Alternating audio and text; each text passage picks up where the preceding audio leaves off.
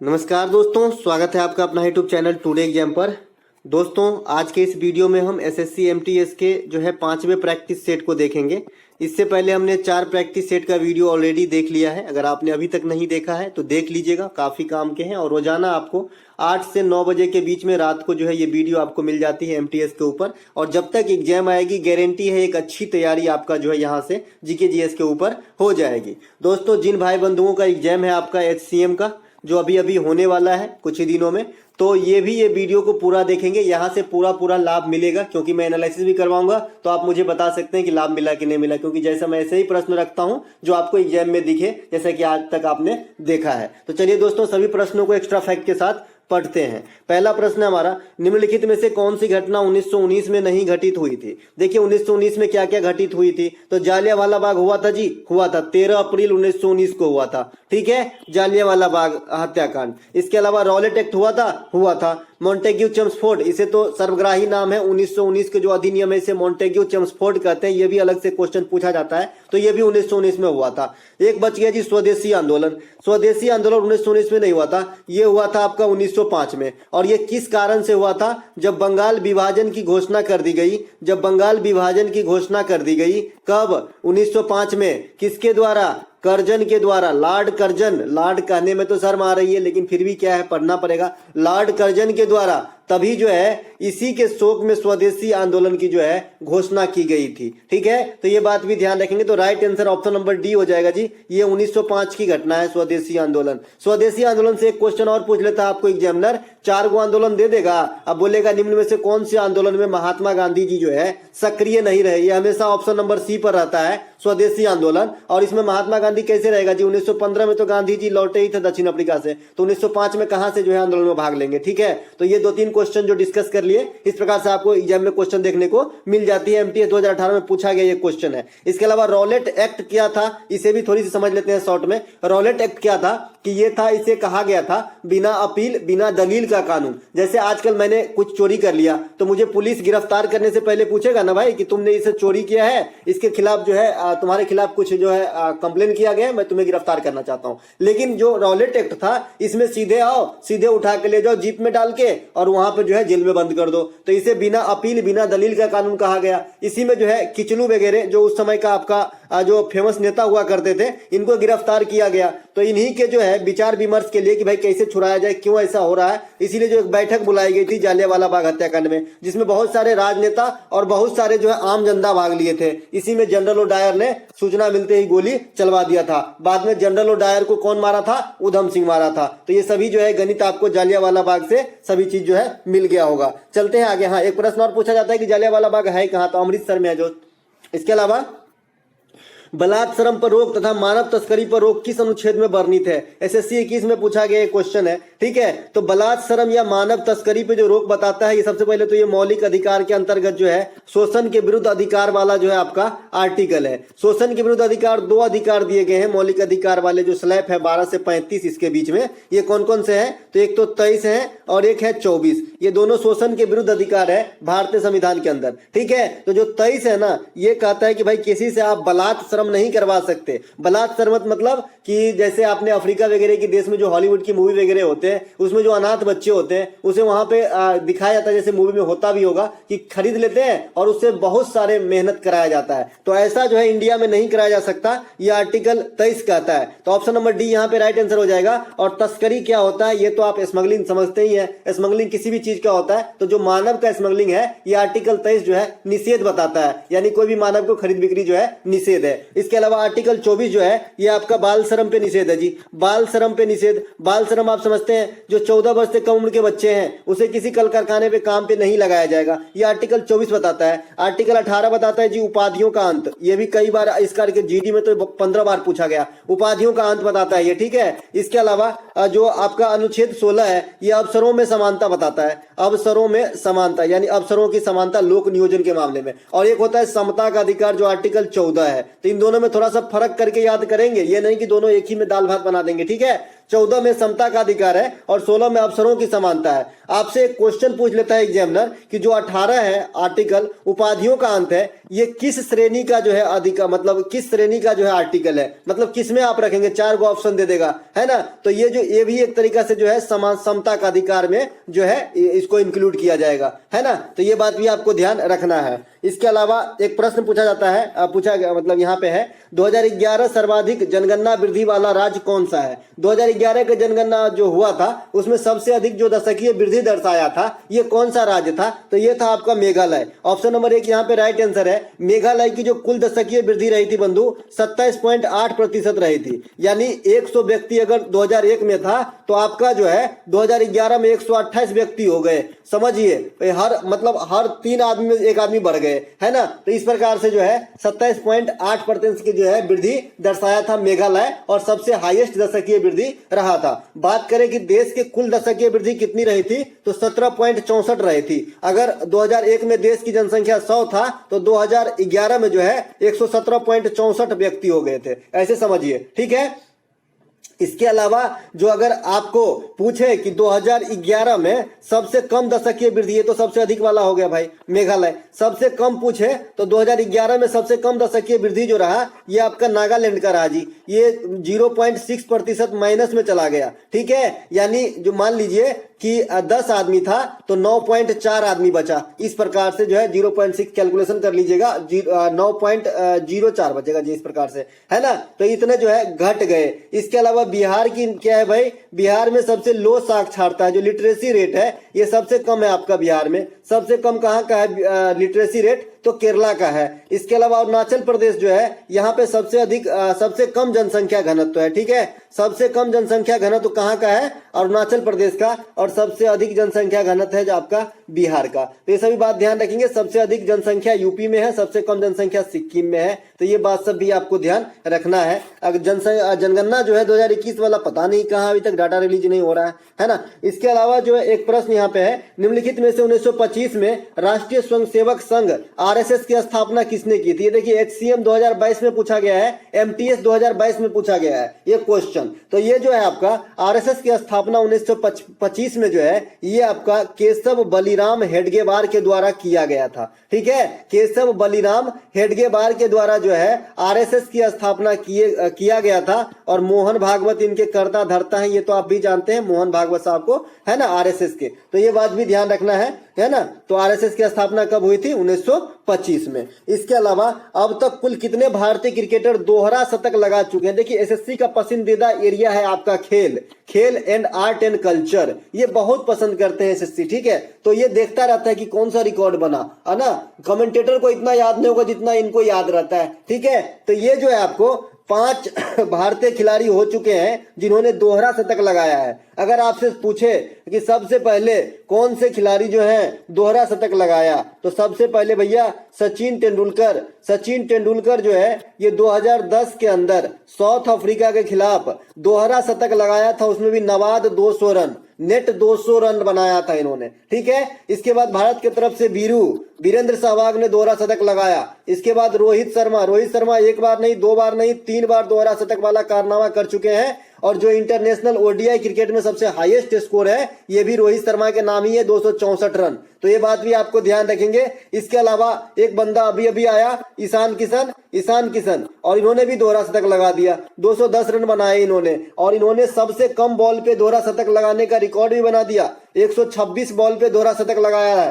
पहले 138 बॉल पे Chris Gayle के नाम था, लेकिन अब जो है सबसे कम बॉल पे दोहरा शतक ईशान किशन ने लगाया है। इसके अलावा एक लड़का, कल का लड़का शुभमन गिल, ये भी दोहरा शतक लगा दिया। तो इस प्रकार से 5 खिलाड़ी जो है आपका दोहरा शतक लगा चुके हैं।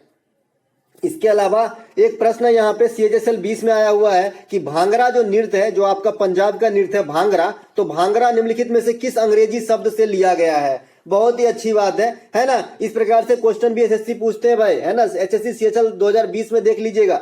तो ये जो है आपका ये जो भांगड़ा का जो नाम लिया गया है पंजाब के नृत्यों में शामिल किया गया है, ये हेम्प से किया गया है।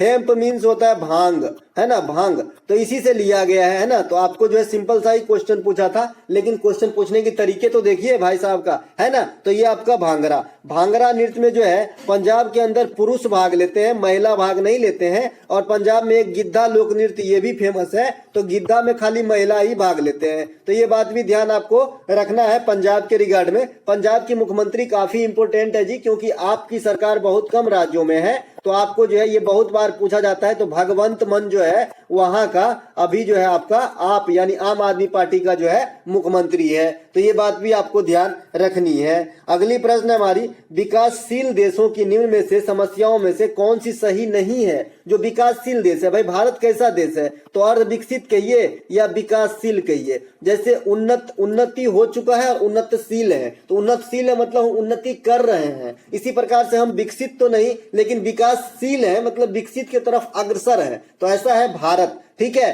तो भारत में क्या चीज की समस्या नहीं है, आपसे पूछा गया है कि जो विकासशील देश होते हैं उसके अंदर जनरली किस प्रकार की समस्या नहीं देखी जाती है। तो वृद्धावस्था वाली आबादी का उच्च अनुपात, पहला ही ऑप्शन आपका आंसर है। इंडिया का भी अगर ले लीजिए तो वृद्धा का जो अनुपात है बहुत कम है, ज्यादातर युवा होते हैं ऐसे विकासशील देशों में, तो right answer option number A हो जाएगा। बाद बाकी सभी ऑप्शन सत्य है जी। हमारे पास जो बेरोजगारी इतनी है, प्रौद्योगिक विकास का निम्न स्तर है, हमारे पास औद्योगिक क्षेत्र से बहुत कम आता है। इसके अलावा दुर्लभ औद्योगिक आधार है ना, हमारे पास जो जड़ ही नहीं है तो कहां से उसका जो है ऊपर होगा। अर्थव्यवस्था की विविधता का अभाव है, ये भी बात है। हम लोग अधिकांश डिपेंड कृषि पे है भाई, और कोई हमारे पास चारा ही नहीं है। अब मान लीजिए मैं बिहार से हूँ, मैं कहाँ आके पढ़ा हूँ अपने पेट के लिए, अगर वही होता जुगाड़ तो क्यों आता यहाँ। तो यहाँ बहुत मतलब ये सब जो है प्रॉब्लम है इंडिया के अंदर, और या इंडिया कहिए या फिर विकासशील देश कहिए, लेकिन जो वृद्धावस्था की आबादी का उच्च अनुपात है ये नहीं है। यहाँ पे जो है ज्यादातर युवा ही पाए जाते हैं। ठीक है, ये CHSL 12 में पूछा गया, SSC GD 19 में भी पूछा गया, दोनों क्वेश्चन इकोनॉमिक्स से क्वेश्चन पूछे ही जाते हैं।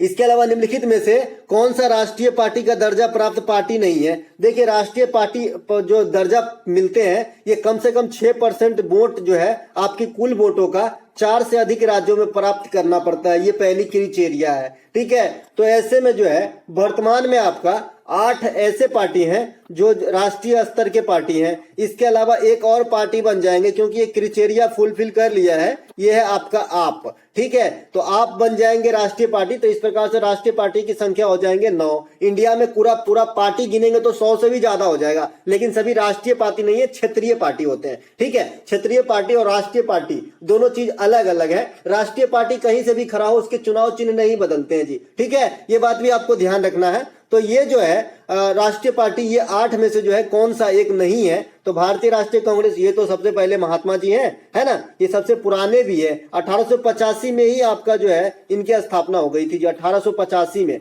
A.O. ह्यूम के द्वारा हुआ था, ये भी क्वेश्चन पूछा जाता है। और इसके बाद में इसके प्रथम अध्यक्षता किए थे आपका WC बनर्जी, व्योमेश चंद्र बनर्जी। ठीक है, मार्क्सवादी कम्युनिस्ट पार्टी जिसे हम CPI कहते हैं, ये भी आपका जो है 1964 में इसकी गठन हुआ था। तो ये भी जो है राष्ट्रीयवादी पार्टी है, मतलब राष्ट्रीय स्तर की पार्टी है। इसके अलावा भारतीय कम्युनिस्ट पार्टी, ये भी आपका राष्ट्रीय स्तर की पार्टी है और इसकी स्थापना जो है 1925 में हुई थी। एक अभी जो है 2-4 दिन पहले जो लास्ट दिन एग्जाम था आपका SSC GD का, उसमें पूछा गया था कि 1920 में भारतीय कम्युनिस्ट पार्टी की स्थापना कहां हुई थी। देखिए एक मिथ है कि भाई वहां भी हुई थी पहले और फिर बाद में इंडिया में 1925 में हुआ। तो ये आपका 1920 में ताशकंद के अंदर हुआ, ऐसा माना जाता है कि 7 सदस्यों ने मिलकर ताशकंद के अंदर भारतीय कम्युनिस्ट पार्टी की स्थापना किए थे, लेकिन उसने 1925 में इंडिया के अंदर हुआ था। तो ताशकंद अटैच कर दिया था, इसलिए 1920 में जो है आंसर करना था। एक लड़की ने क्वेश्चन पोस्ट की थी, बाद में मैंने एनालिसिस में करवाया था अगले शिफ्ट में। ठीक है, इसके अलावा जो जनता दल यूनाइटेड है जिसका चुनाव चिन्ह आपने देखा होगा, ये संबंध निम्नलिखित में से किस खेल से है। तो देखिए मनीषा रामदास का जो संबंध है ये आपका है किस खेल से है, तो ये पैरा बैडमिंटन से है। तो ऑप्शन नंबर बी जो है यहाँ पे राइट आंसर हो जाएगा, पैरा बैडमिंटन का संबंध से संबंधित है आपका मनीषा रामदास। और मनीषा रामदास जो है वर्ष 2022 के लिए टॉप बैडमिंटन खिलाड़ी है अपने ओहदे में, मतलब पैरा बैडमिंटन में टॉप स्थान इनको दिया गया है, तो ये बात भी ध्यान रखेंगे। इसके अलावा जी एक आपका ये मनीषा रामदास है, एक आपसे एसएससी ने पूछा था मनीषा कल्याण, एक मनीषा कल्याण भी है। देखिए मनीषा दोनों है और दोनों जो है खेल के क्षेत्र से जुड़े हुए हैं, दोनों परचम लहराए हैं। मनीषा कल्याण जो है ये भारत के फुटबॉलर है ना, ये प्रोफेशनल फुटबॉलर है भारत के, ठीक है। और यूफा जो आपका फुटबॉल लीग है उसमें खेलने वाली ये प्रथम महिला बनी है। यूफा फुटबॉल लीग जो है इसमें खेलने वाली ये भारत की तरफ से पहले जो है फुटबॉलर बनी है मनीषा कल्याण। तो ये भी जो है टॉप प्रायोरिटी पे रहने वाली है किसी एग्जाम के लिए से, ठीक है। इसके अलावा जो आपका मनीषा रामदास का बता ही दिए, ये बैडमिंटन है, सॉरी पैरा बैडमिंटन है, पैरा बैडमिंटन आप समझते हैं। चलते हैं आगे। अगला प्रश्न है हमारा, निम्नलिखित में से कौन जैव निम्नकरणीय है? जैव निम्नकरणीय, देखिए एक तो होता है निम्नकरणीय और एक होता है अनिम्नकरणीय। इन दोनों की पहले परिभाषा थोड़ा समझ लीजिए। जो निम्नकरणीय होता है ये अपघटित हो जाते हैं, कोई भी चीज अपघटित हो जाते हैं, जैसे मतलब जैसे सांप वगैरह मर जाते हैं तो क्या वो हमेशा एक जगह अगर छोड़ दीजिए तो ऐसे ही रहते हैं? नहीं रहते हैं ना, उसे सूक्ष्म जीवाणु जो है, जीवाणु कवक वगैरह सरा गला देते हैं, अपघटन कर देते हैं, है ना। तो ये जो है कैसा चीज में आ जाएगा? निम्नकरणीय में आ जाएगा, यानी जो सर गल के जो है पुनः प्रकृति में लौट जाता है, अपघटित हो जाता है, उसे निम्नकरणीय कहा जाता है। ऐसे देहाती में समझने का, ठीक है। तो निम्नकरणीय जो है ये आपका कागज हो जाएगा जी। कागज जो है सर गल के जो है समाप्त हो जाते हैं, जबकि डीडीटी, एल्यूमिनियम, प्लास्टिक ये सब नहीं सरते हैं। एफसीआई 2012 में आया हुआ क्वेश्चन है, ठीक है, तो ये आप ध्यान रखेंगे। इसके अलावा एक नवीकरणीय होता है और एक अनवीकरणीय होता है। एक एक बात सीखते चलिए।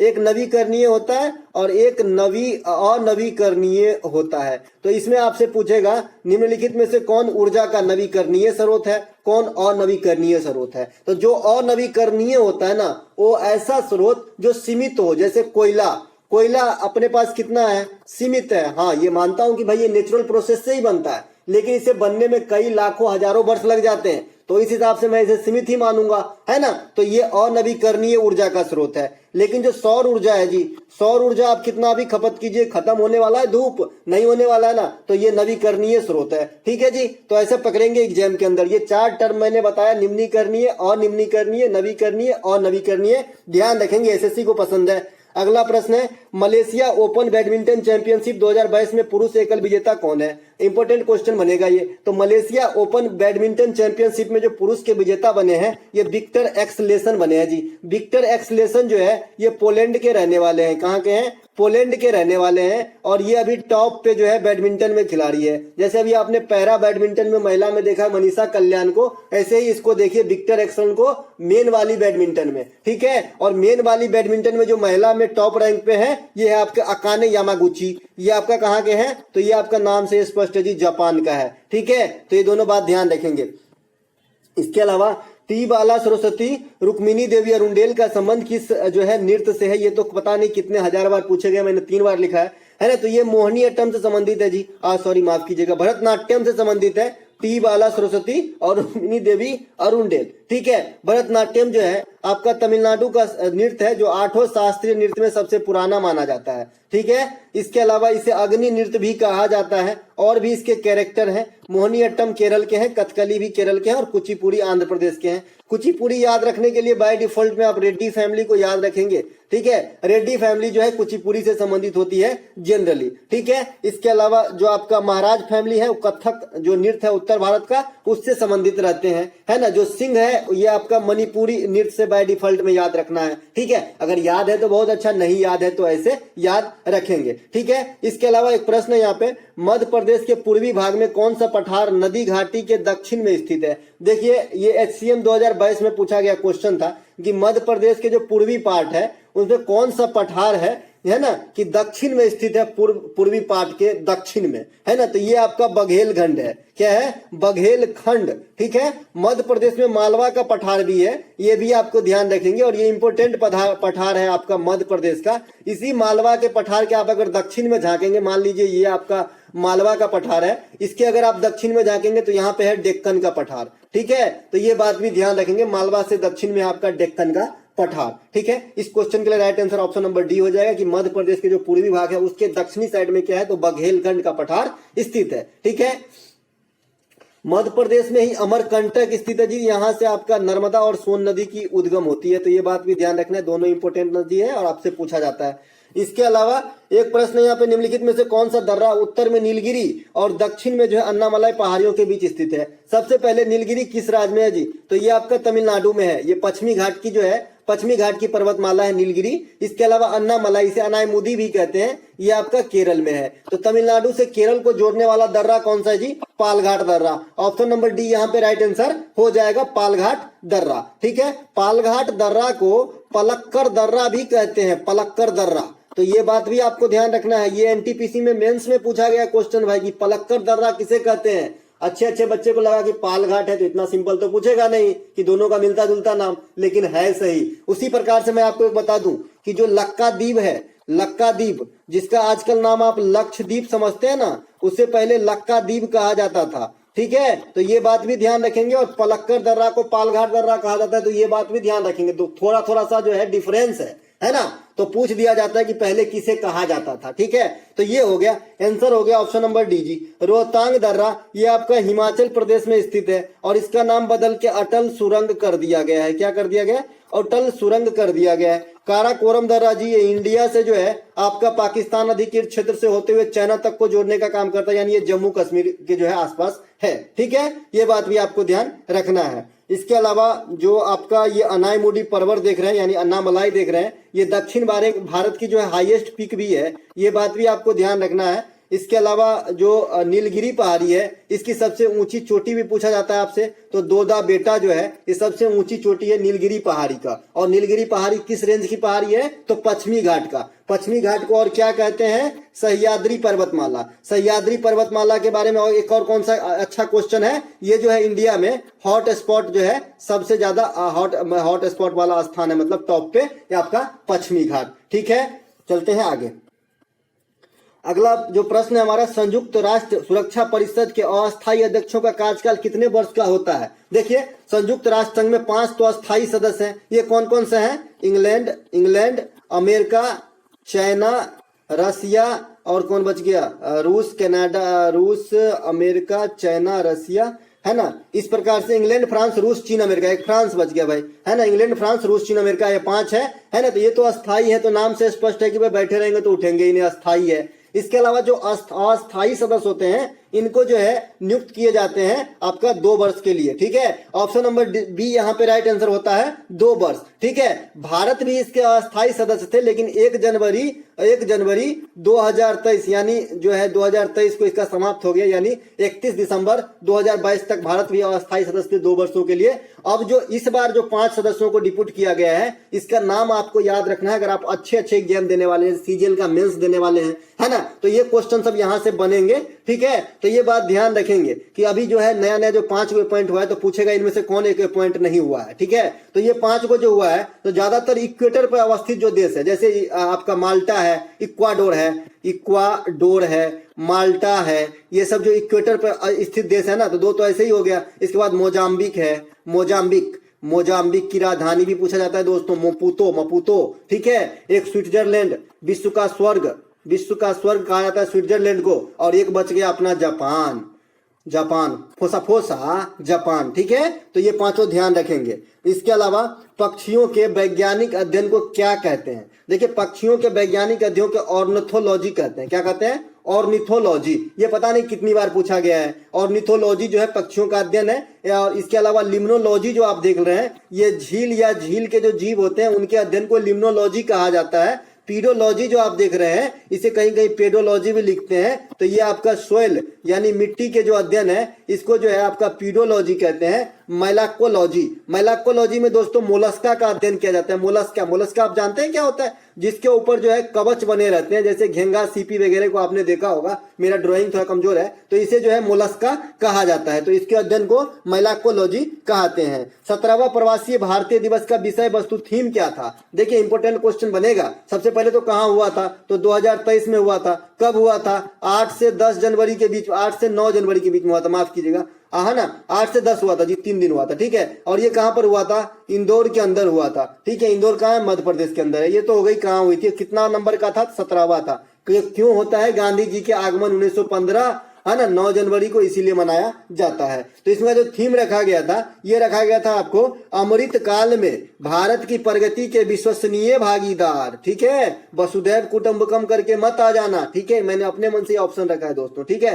क्योंकि अभी ये क्वेश्चन बना ही नहीं है, ये क्वेश्चन बनेगा और बनेगा 100% जरूर। ठीक है, यहाँ पे 100% का साइन लिखा हूं, जिस दिन एग्जाम में छपे बता देना, एकदम सही बताए थे। अगला प्रश्न है, पृथ्वी की सतह पर भूकंप के जो ठीक ऊपर केंद्र, मतलब जहां पे आभास होता है, उस बिंदु को क्या कहते हैं? देखिए, मान लीजिए कि ये आपका पृथ्वी के नीचे की बिंदु है, यहां से भूकंप उठी, यहां से भूकंप उठी, तरंग जो है आपका एल तरंग नीचे की तरफ गया, पी तरंग एस तरंग जो है ऊपर की तरफ गया। तो यहाँ पे जो सबसे पहले झटका लगा कहीं पे ओरिजिन होगा पृथ्वी पे, तो इसे क्या कहा जाता है? तो इसे कहा जाता है आपका अधिकेंद्र। अधिकेंद्र कहते हैं या इपी सेंटर कहते हैं अंग्रेजी में। ठीक है, और जो नीचे जो आपका जहां से ये उत्पत्ति हुआ था पृथ्वी के नीचे, उसे कहते हैं फोकस। ठीक है, तो दोनों बात जरूर ध्यान रखेंगे कि जहां पे सतह पे जहां पे पहला झटका लगता है उसे अधिकेंद्र या एपी सेंटर कहते हैं, और जो पृथ्वी के नीचे जहां से उत्पत्ति होती है उसे फोकस कहते हैं या भूकंप मूल कहते हैं। राइट, ये बात आपको ध्यान रखना है। इसके अलावा इसमें 3 प्रकार की किरण निकलते हैं, प्राइमरी, सेकेंडरी और एल तरंग। मैंने बताया था कि प्राइमरी की जो गति है सबसे तेज है, सेकेंडरी की गति जो है उससे थोड़ा स्लो है, और एल तरंग की गति सबसे जो है कम है। लेकिन सबसे अधिक विनाशी एल तरंग है, उससे थोड़ा सा कम विनाशी एस तरंग है, और सबसे कम विनाशी पी तरंग है। ठीक है, एल तरंग जो है आपका लब नामक वैज्ञानिक था, उनके नाम पे रखा गया है। और ये एल तरंग को जो है भू तरंग भी कहते हैं, क्योंकि ये नीचे की तरफ ही जाते हैं, खाली ऊपर की तरफ नहीं आते हैं। बाद बाकी रिक्टर पैमाने पर जो है भूकंप वगैरह को मापा जाता है। और अभी अभी तुर्की में सबसे विनाशक भूकंप आया है, जो लगभग 30,000 जो है जनजीवन वहां पे समेट लिए है। ठीक है, निम्नलिखित में से कौन सा एक प्रारूप समिति के सदस्य नहीं थे? देखिए, प्रारूप समिति में जो है 6+1 सदस्य हुआ करता था, जिसमें एक अंबेडकर साहब और 6 अन्य सदस्य थे। तो ज्यादातर नाम जो है कृष्ण भगवान के नाम पे है। अगर आपको बाय डिफॉल्ट में याद नहीं रह पाया तो ज्यादातर नाम जो है इसमें कृष्ण भगवान के नाम पे है। आइए देखते हैं, के एम मुंशी है ना, के एम मुंशी, इसमें भी के का जो है ना कृष्णा ही होता है ना, तो के एम मुंशी एक याद रखेंगे। अल्लादी कृष्णन अय्यर, इसमें भी कृष्ण शब्द है ना। इसके बाद एन गोपाला स्वामी अय्यर, इसमें भी गोपाल है ना, तो ये भी कृष्ण जी का नाम है। इसके बाद एक जवाहरलाल नेहरू है जी, तो जवाहरलाल नेहरू में जो है इसके सदस्य नहीं थे, तो है ना 3 ये हो गए, और एक भीमराव अंबेडकर साहब हो जाएंगे, तो 4 है ना, और टोटल कितने थे? तो 7, 6+1 थे। ठीक है जी, ध्यान रखेंगे दोस्तों। इसके अलावा जो आपका जवाहरलाल नेहरू है, इससे एक संबंधित क्वेश्चन आता है आपका, मतलब इस फॉर्म में जो संविधान संशोधन आपका जो संविधान सभा के समय का जो प्रश्न है उससे आता है कि उद्देश्य प्रस्ताव किसने पास किया था संविधान सभा के अंदर? तो जवाहरलाल नेहरू किए थे। कब? 13 दिसंबर 1946 को। ठीक है, तो ये बात जी ध्यान रखेंगे जी। तो दोस्तों, ये थे आज के प्रैक्टिस सेट का वीडियो। अगर आपको अच्छा लगा हो तो लाइक कर लेंगे, अपने दोस्तों में शेयर करेंगे, पहली बार चैनल पर विजिट करें तो चैनल को सब्सक्राइब कर लेंगे। और दोस्तों, आप लोगों को जो है प्रतियोगिता दर्पण जो मार्च महीने वाली अभी रिलीज हुआ, मैंने कल ही लाया है, और ये प्रतियोगिता दर्पण का जो करंट अफेयर का संक्षिप्त सार है आप लोगों को प्रोवाइड करा दिया था, तो आप लोग देख लीजिएगा, है ना। मिलेंगे एक नई वीडियो में, तब तक के लिए जय हिंद।